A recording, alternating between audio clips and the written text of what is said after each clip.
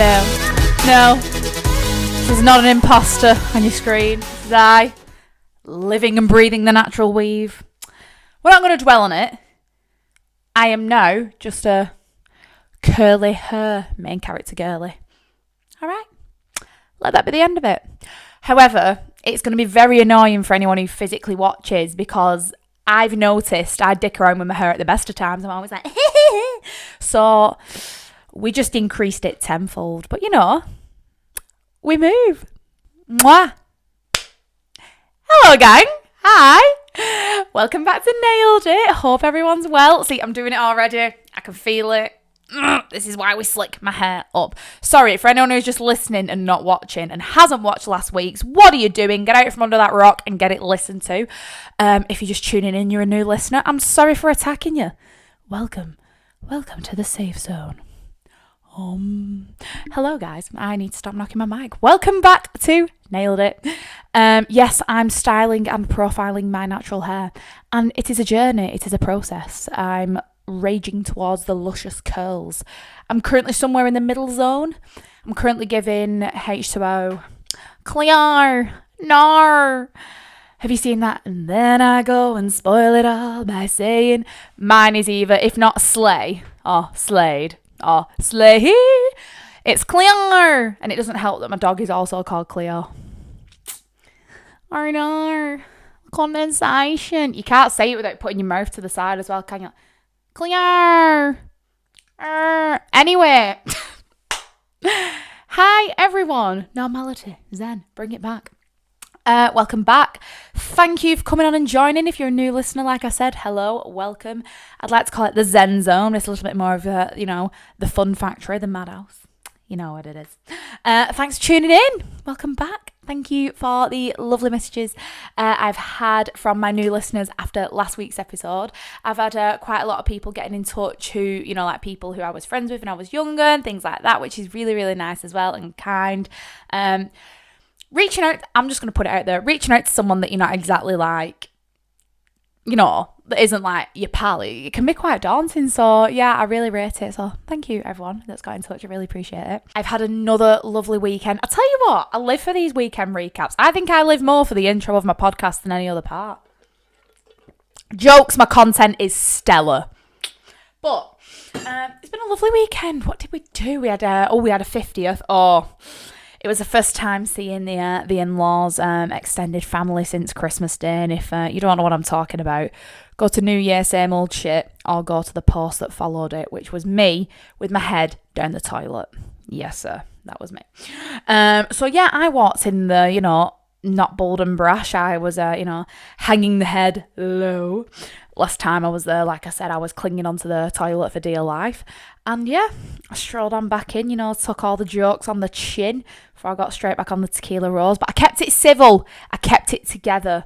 I was I was on good form. Do you know what I mean? I had just enough to give myself a little bit of a, bit of excitement, but nothing too crazy. The trick is only drink what you have taken and not what someone else is giving you.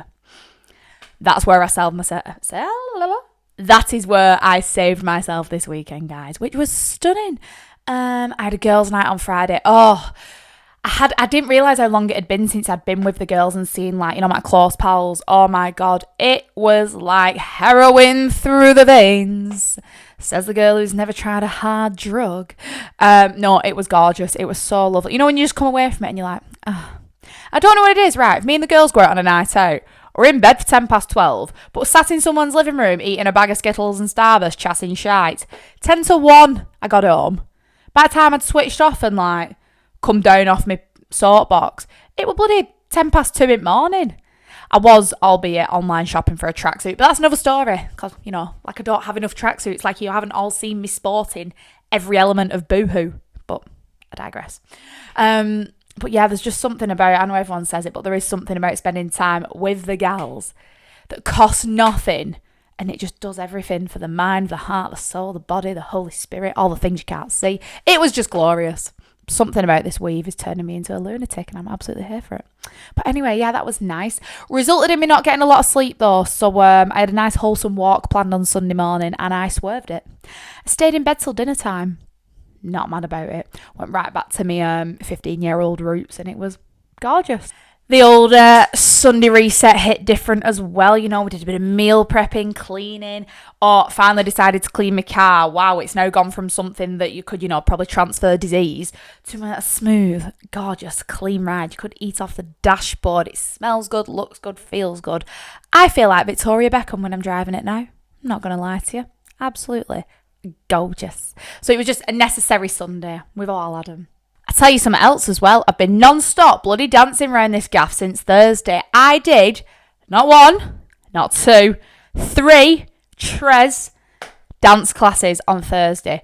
Christ. I was feeling a bit worse for wear on Friday, I'm not going to lie to you. But yeah, 3 in a row. Like I said, I've been trying to push myself to pick up choreo quicker so that I can be better for my competition team and just to go and do different styles of dancing. And it's been stunning. So yeah, 3 1-hour classes. My brain was absolutely frazzled. You should have seen. If you think my hair looks crazy now, you should have seen it on Thursday. If you've seen my latest day in the life on TikTok, yes, that's the second one. Can you believe it? Who is she? I don't know. We don't recognise this individual, you know. I'm just killing the content, boys and girls. What can I say? But yeah, you can see the wee state of me before and after on there. Not cute, but we had a great night. And you know what's mad? I never get it in class, especially when they're an hour long. Like when I dance at Koala, the classes are normally 2 hours, like when it's commercial. So like by the end of it, I'm normally feeling, you know, at least a 7 out of 10 there. But then, you know, come a Saturday morning after these classes, I've been walking out like, oh, my head's mash. Come home. Come Saturday morning when I'm doing washing up. You want to see me by it sink? This weekend, I like a Poundland version of Tyler. The homemade Truth or Dare music video is coming. Pending. Get prepared. The private story will make its way to the grid. Oh, and on a final positive note before we jump into this week's episode, I think I've persuaded the big lad at home. No, not Jesus. My man onto the golden retriever train. I think it's happening. I never doubted myself for a second, you know what I mean? Sales by name, sales by nature. However, when we buy our house this year, I don't expect it to be long before the little pitter-patter of chunky golden paws are trotting across my herringbone floor in my sage green kitchen with my gorgeous worktops, and it's just going to be chef's kiss. Oh, manifest, manifest, manifest, manifest. Anyway, gang, you also voted for this week's episode. We was torn. The royal we was torn between the pros and cons of life in our 20s. Someone wrote in about this and asked me to cover it, so I think I'm definitely going to. What an interesting topic. I was like, they called it the roses and the thorns. I was like, give me more, in the words of Britney. And they basically explain, you know, the pros and cons to life in our 20s, you know. What are the positives? What are the negatives? You know, what are the things that we take away from it? And I was like, oh, is it too similar to things I wish I'd learned by the time I was 25? No, it isn't. It's different. It's a different take. So we will cover that at some point. However, we got 67% on imposter syndrome and some really lovely messages on how people would like to know my take on it. So, without further ado, I thought the Stanley was about to swan dive out my window then. Anyway, without further ado, I will jump into my experience of imposter syndrome and how I've dealt with it or not dealt with it over the years. You know what's really funny? Side note, I did actually always plan to do an episode about imposter syndrome myself personally. And it's just happened to land a little bit earlier than I planned. My biggest feeling of this came about personally when I was in New Zealand last year working, and I don't mind admitting on the first day of, so I did an exhibition in the last week, and on the first day after that show, I went back to my hotel room and I had really, really like just overwhelming emotions. It was one of them like the whole day dragged out. I'm going to get into it and explain the full story in a minute, but yeah, so I'm not the biggest crier either. I did have a little bit of a cry, but nothing like, it's not the way my emotions tend to come out, really. I'm more of a ranter, aggressor, if you can't tell. But I do remember having like a little cry, and then I remember ordering my Uber Eats. I don't know why I'm doing that, because I did. I texted it. It's on a smartphone. What in the 2004s going on here? But yeah, I had a little bit of a cry, got my Uber Eats ordered, picked it up in my sweats. And I just remember then literally opening my laptop. It was when I was planning all my episodes. Now, what I should have done in hindsight was buy equipment and take it on the road in Australia, because the content I could have got on my lonely nights would have been top draw. But it's fine. We'll do it now instead in my spare room. But yeah, I remember just smashing all these notes out on my laptop, and I haven't revisited them since, so might be a little bit raw. I have to apologise about that. And yeah, as most of you know, I was vlogging the trip as well on my Snapchat, on my private story. So I will dig some clips out eventually, and yeah, it got more and more honest as the days went on. But I will get them on the grid as well. But my private story did carry me through. I found it... personally, it was the best way to stay in touch with my friends and keep everyone up to date with what was going on, mainly down to the time difference, but it just helped me, literally setting my phone up and talking to no one, but getting my feelings and emotions out. Like, I didn't feel silly for doing it. Do you know what I mean? Like, everyone always laughs and says to me, like, oh, fucking hell, you can talk for England, you can sit in front of your podcast, don't know you do it. Like, yeah, same, lol, bants. But like, I really did find benefit in that, especially when I was over there on my own. And it was quite nice because all my friends had texted me like, oh, I'm just having my breakfast watching you. And I'm like, lol, I'm having my tea, getting ready to go to bed, watch Top Boy. But anyway, yeah, I digress. So let's get into it. I will talk you through my thoughts and feelings and my experiences. And yeah, we will go.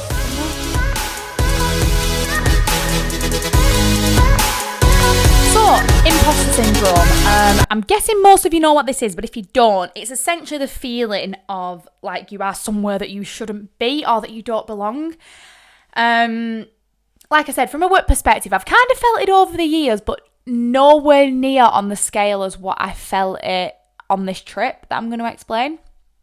I've had times where I've been, I think, in like anything that's kind of outside of my team or one-to-one appointments with customers and things like that. Like if I'm not at the front sort of leading the presentation or something like that, if I go into so we do quite a lot around Christmas time, we do a lot of social events, you know, a bit of black tie, you get to get all dolled up and get on the razz with your team. It's great vibes.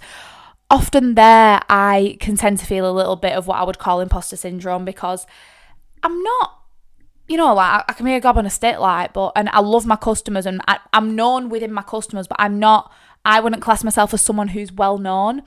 And like in these social situations, like people don't really approach me, which is what it is, you know what I mean? Taking on chin, maybe in 20 years time, it might be a different ballgame. So the main feeling that I've had of this really is either been in like social settings that have been a little bit, you know, overbearing. You know, sometimes we just don't really like have anything to say or know where to put yourself.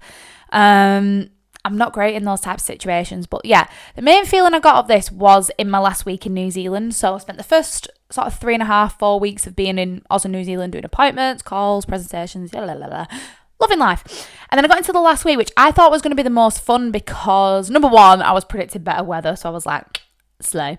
But number two, because I was doing an exhibition. Now when I do an exhibition in the UK, love it, put me on that stand all day. Yes, I'll have sore feet and a sore back, but I'll just be talking to people all day, having crack, shock, me talking, LOVE, you know. And it's just good fun, and it's good to have a walk around and all that stuff. And this show, it was kind of like stepping back in time, albeit I didn't work in the industry 15 years ago. However, this is exactly how I predicted it would be. And yeah, I just found it quite isolating, if I'm honest. Like I said, I don't get it as much in the UK kind of at all, but I really struggle with it over here. And it's frustrating because although I feel quite capable in what I do and how I come across, the lack of interaction sometimes gets to me. Like I let it get in my head.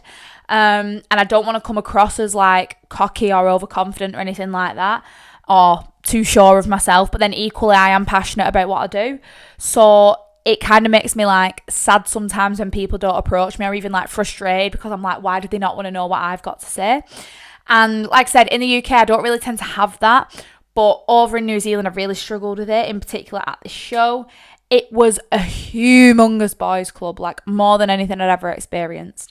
You know, in the UK, it's very diverse. People are constantly keen to find out new info, work with new people. You know, people might have preconceived notions in their head, but then the minute someone steps to the floor and shows what they've got, people are quite open and receptive to it. It really wasn't like that at all. Basically, all the old bods from the UK in like the 30s and 40s moved over there to carry on doing what they were doing here 20, 30 years ago. So it's basically the same misogynistic people have gone from here to there and just replicated life.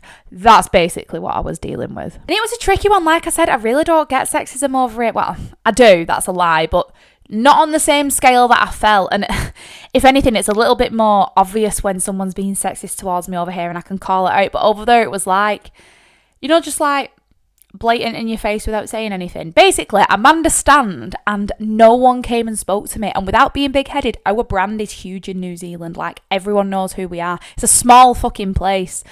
And my stand was like, when you walked through the door, you saw me straight away.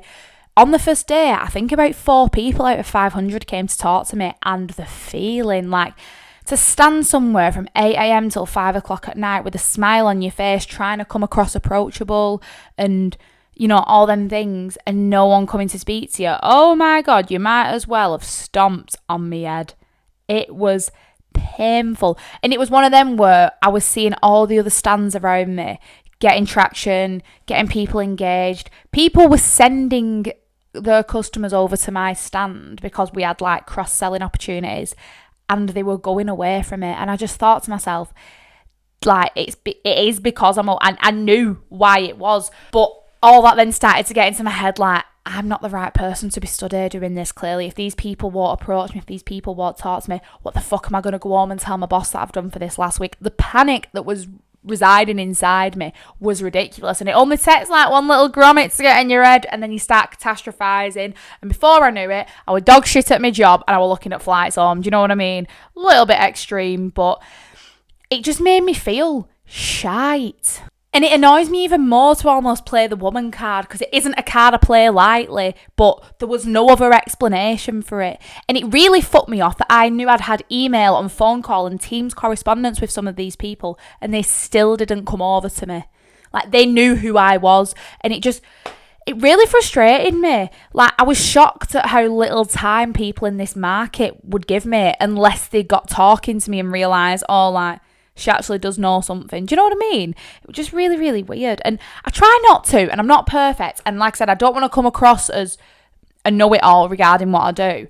And I do get on with a lot of different personality types, even the ones that I wouldn't particularly, associate myself with. But you switch all that shit off at work. But yeah, it was just, if anything, it was really difficult for my ego to handle that people didn't want to talk to me and didn't want to engage. And it's like, I got so much to say. Like, why do you not like me? Overall, I didn't let it dominate my whole experience, and I tried not to let sort of like a bad day ruin a great trip. But it just kind of made the last few days suck a little bit, and it made me do so much like questioning and like self-doubting and all, just shit I didn't want to do. Seeing so many other stands busy and people interacting, not coming to me. It was a madness, like, for me to still be stood on day 2 with like freebies to give away, and people didn't want to, like, people coming over, like, oh, can I have this pen? I was like, no, talk to me, like, give a shit about what I'm doing. Like, it's not like there's 20 of me in Australia and New Zealand. Like, that's the other thing. In the UK, we've got like bare competition. Over there, we didn't. Like, there's us and a couple of others. So, like, we're a well-respected brand. Why are you not engaging with me? Because the year before, when we had a bloke on the stand, it were rammed. So, yeah, it got to me. And you know what was even more bloody annoying? And yes, I have just turned up the tempo a little bit. Come day 3, every man and his bastard dog wanted to talk to me. Now, let me tell you what was happening on day 3, boys and girls. I was flying home that night. I've been away from home for nearly 5 weeks. I've never been away from home that long. From my family, my friends, my partner, right? It was a long time away. We've touched on this in a few episodes, right? And I was a bit emotionally battered. I'm not going to lie. I didn't have a lot left in me to talk about my job. Do you know what I mean? I spent the last 5 weeks talking about work, talking about my products, selling myself, selling the company, everything, right? Architects, designers, contractors, you name it. I'd never conversed with that many men and listened to them tell me about their lives like I asked. Someone actually came over to my stand one day. Not like, hiya, my name's John. What's your name, Emily? He just started telling me about himself and his life and the companies he'd owned. I was like, if I really wanted to know, like, all this about you, I'd have fucking asked for your CV, but I didn't. Like, Go away. Fuck off. Like, his poor missus if he has one. Do you know what I mean? So come day 3, mentally, I'm on plane. I'm going home like, oh no, day 3, every fucker wanted a slice. Oh, can I talk to you about this? Can I talk to you about that? What's your solution for this? And I find myself sighing. Terrible, but it happens. I always gotta have my brew. I'll tell you something else that made me feel a little bit imposterish. It's the fact that the industry is quite old hat in the main. These are people who've worked in construction for 20, 30, 40, 50 years and have no plans on retiring, even though some of them definitely need to. And like I said, I've always said, I've worked since I was 16, and I've always said this as well. I'm not a believer that how long you have done a job makes you better at the job than someone else. Do you know what I mean? Like, there's a time when you need to call it a day. If you're not willing to develop and evolve and move with the times, you got to fucking leg it and find something different to do. And don't get me wrong, there's something to be said for longevity and experience, but it's how you apply it and how you apply yourself, in my opinion. If you've been doing the same thing for 40 years, you're going to get the same outcome for 40 years. Do you know what I mean? And times change. And I'm very well versed in sort of the way of working and sort of my job, specifically, and how things need to be done right and safety and all them things. But I haven't been on site laying bricks or digging foundations, No, I've never hooked a cladding panel on the side of a building. Do you know what I mean? I wasn't around for the evolution of the Building Safety Act and all that bollocks. And like, for some people, I would fall into the category of inexperienced in their opinion, or too young, or just a kid. Personal favourite, obviously, given that I'm only 25. Yeah. Oh, you're just a baby. Am I? Yeah. Fuck off. I run rings around you. But anyway. And the thing I love about my job is that I have got so much room to grow and improve. And, the idea is to probably go down the managerial route at some point. And, constantly develop my knowledge in my field and keep doing things safely and correctly and all that stuff. So I'm going to stick to my moral compass and keep doing what I do. But it doesn't stop it fucking getting under your skin at the time when your head's already going tenfold. Do you know what I mean? The other thing, I've touched on this before as well, but I do struggle that everyone's not going to like you. Because, I think I'm great. But obviously, not everyone's going to vibe with that, which is fine, but it's not, but it is. Do you know what I mean? And, when I'm quite a sociable person as well, for people not to just come to me and have the crack and engage, it annoys me. It annoys me when I can't get on with someone, especially from a work perspective. Like, if anything, if I've got a girl who don't like me, she's probably pissed off because I kissed a boyfriend when I was 13. Do you know what I mean? I can fucking get over that. But in a work setting where I feel like I'm quite nice and polite all the time, it bugs me when people don't like me.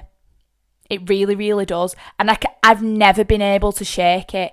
So then that leads to me having other conflicting thoughts and feelings about feeling like I'm the wrong person to be doing something when I'm not.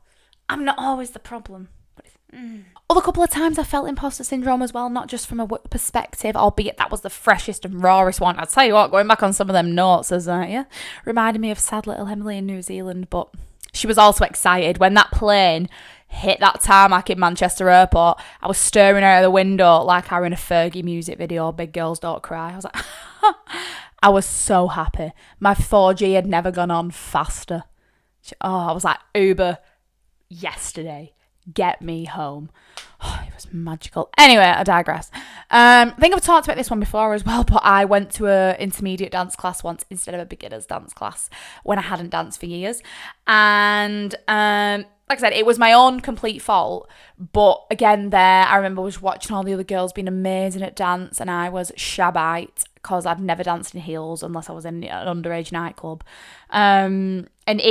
That day, I remember it removed every preconceived notion I had about myself dancing. I kind of thought I would just slip back into it like no time had passed. I literally, in a split second, went from being, in my opinion, half decent to a bag of shit. So what I should have done, as I've said before, was go to a beginner's class and, feel a damn sight more comfortable. I didn't realise how hard it would be. But yeah, I remember leaving the heels class and I got in my car and I just cried. And I was like, oh, shit. I always thinking, why did I not look like that girl? Like, in my head, that's what I look like when I dance. Why, when I looked in the mirror, did I literally look like a sack of spuds? Thank God I didn't let it stop me, though. I didn't let it stop me from continuing in the dance world and finding the classes that suit me and teaching styles for my ability. Because look at me now. My last one, and I'll leave you on this one in terms of my feelings. Honestly, it has been when I've been in like friendship circles that aren't my own necessarily. Again, I feel like I'm pretty easygoing. I feel like I can get on with mostly anyone in the main, and most crowds. But there's difference between getting on with people in a social setting and feeling like you're physically out of place in a particular environment, I think. Example. I don't do drugs, as we know. We've touched on it. And we know drugs are widely available and used super often in this day and age. They just are. Not just at the rave, but on a night down the pub. And if that's your gig, excellent, but it isn't mine. And when I say excellent, that's obviously sarcastic, because if it is your gig, you're a sad bastard and you need to get off it, but I digress. I'm not here to preach. I am. Rock on, not mine. But I've struggled in social situations where that is kind of like the centre and like the epitome of the night out, so to speak.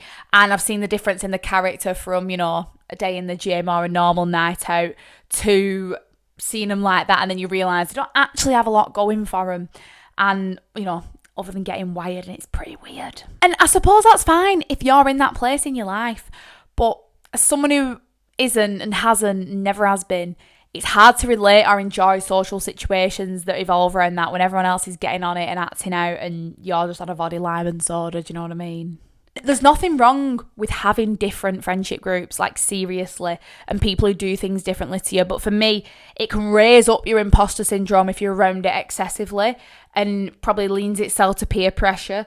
If you can't beat them, join them type of mindset. And that's the complete opposite of my character. If I want to do something, I'll do it. And if I don't, I don't.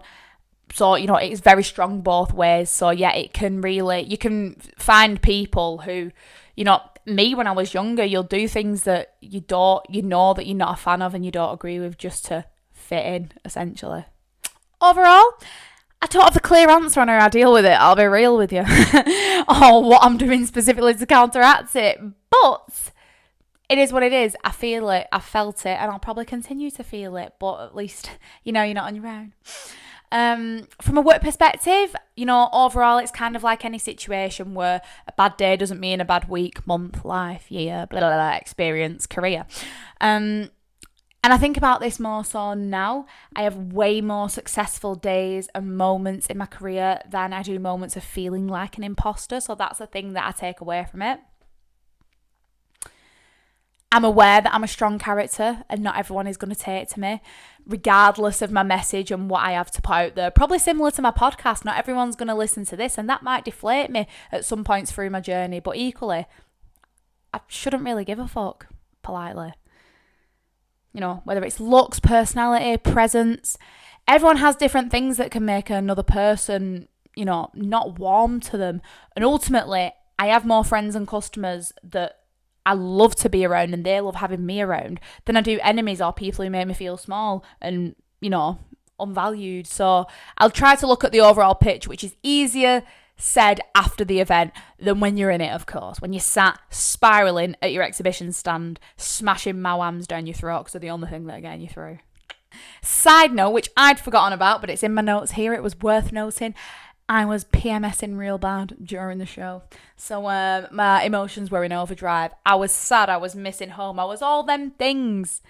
But in the same breath, I'm kind of glad it happened at the end of the trip rather than at the beginning. Because at the end of the trip, I was going home. Do you know what I mean? Like that was actually what I was looking forward to the most.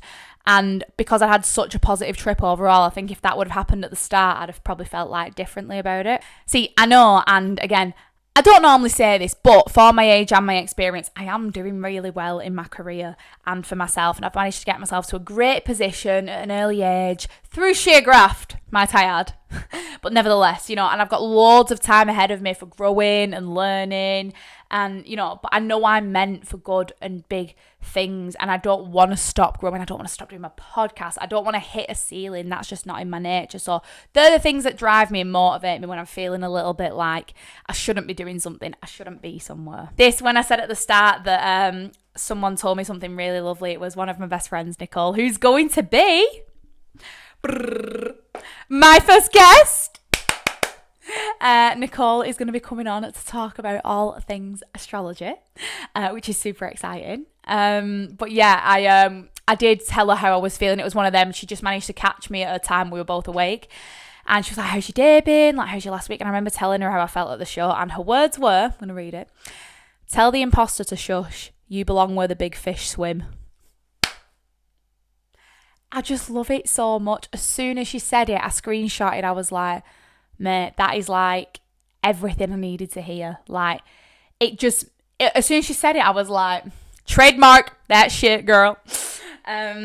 I just think it's such a beautiful thing to say. Like, obviously I found it really flattering and super encouraging at the time, especially that she looks at me that way. But yeah, fuck yeah, I do belong where the big fish swim. Do you know what I mean?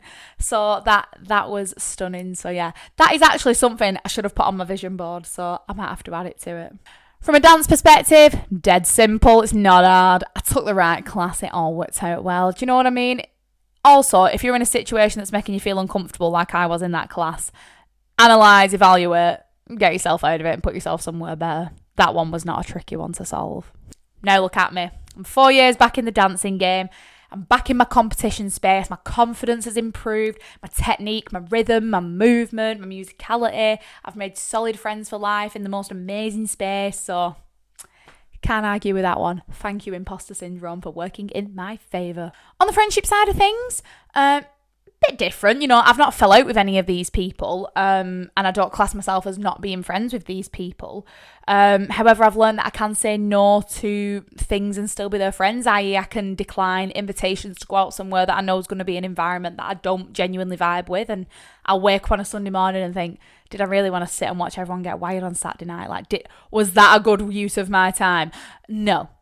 I'll see the ones I'm actually friends with and we'll go for a walk or a coffee or a brew. Do you know what I mean? Like,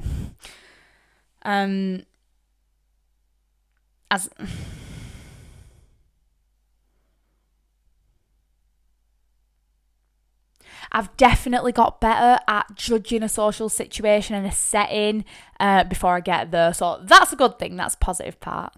And the thing is, it is okay to not have things in common. You know, I spent a really long time forcing combos with the friends and hoping I'd be part of the gang. And, you know, but then I realised I actually really do not want to be part of the gang or associated to it necessarily. I love the friends I have. And we just spend time together differently than going out and being in those situations. They know I don't mind. You can do a key in front of me. I'll be in the same cubicle. I don't care. But don't offer it to me because I'm not interested. It's actually funny. I was listening to a girls' bathroom episode when I wrote my notes for my podcast, and I remember listening to it. I walked from my hotel in New Zealand to another part of Auckland, basically. It was an hour and a half walk. But I put a podcast on and I smashed it out. Your girlie did some steps in NZ, let me tell you. And it was stun. And I remember getting to the place and I got a Starry Bees and an ice cream from this like famous ice cream place. I'll have to find a picture of it and post it in the grid. Was stunning. I did this walk and I remember listening to the episode and it was about a girl who had wrote in and her friends had cut her off because they don't have the same interests anymore. And it was actually surrounding drugs, funnily enough. And she felt like she was being ignored, sidelined, cut off completely, which is really sad, but ultimately it's not a loss. I've said it before, if you don't make the headway and make room for other people in your life, someone else will. Someone else will take control and get rid of the shit so that you can bring in the good. I believe your real friends wouldn't cut you off for your decisions, for you not wanting to partake in something as big as drugs. You know, it's a little bit different from not wanting a Mackey's instead of a KFC. Do you know what I mean? It's kind of like life-changing and can be detrimental to your health and well-being, and it can kill you. But do you know what I mean? I digress. Your real friends won't give a fuck, basically, is what I'm trying to get at. I don't love my friends any less that are different to me. We do not have any less of a friendship. I just put myself first, which is the most important thing.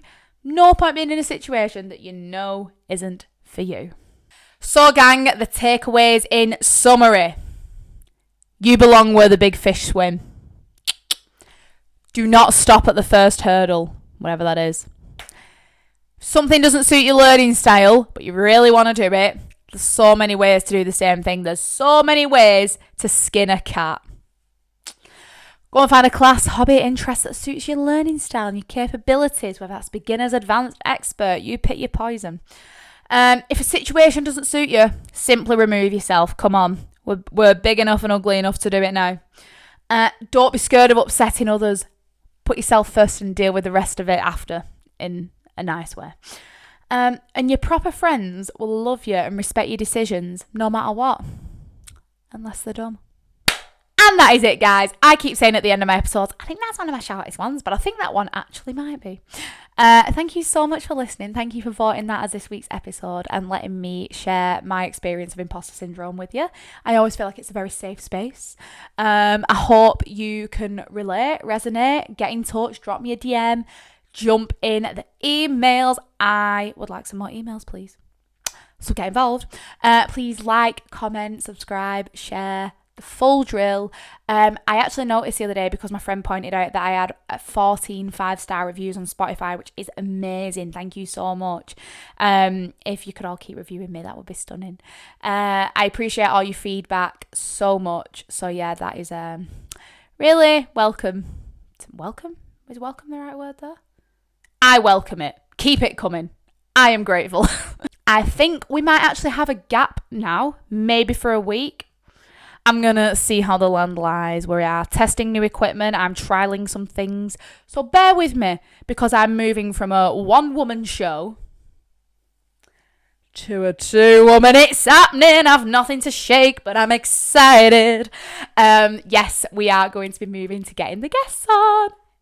I'm so gassed. I don't know how I'm going to actually arrange the logistics of it all, but that is my problem and my hill to die on, not my listeners. So just tune in and stay around.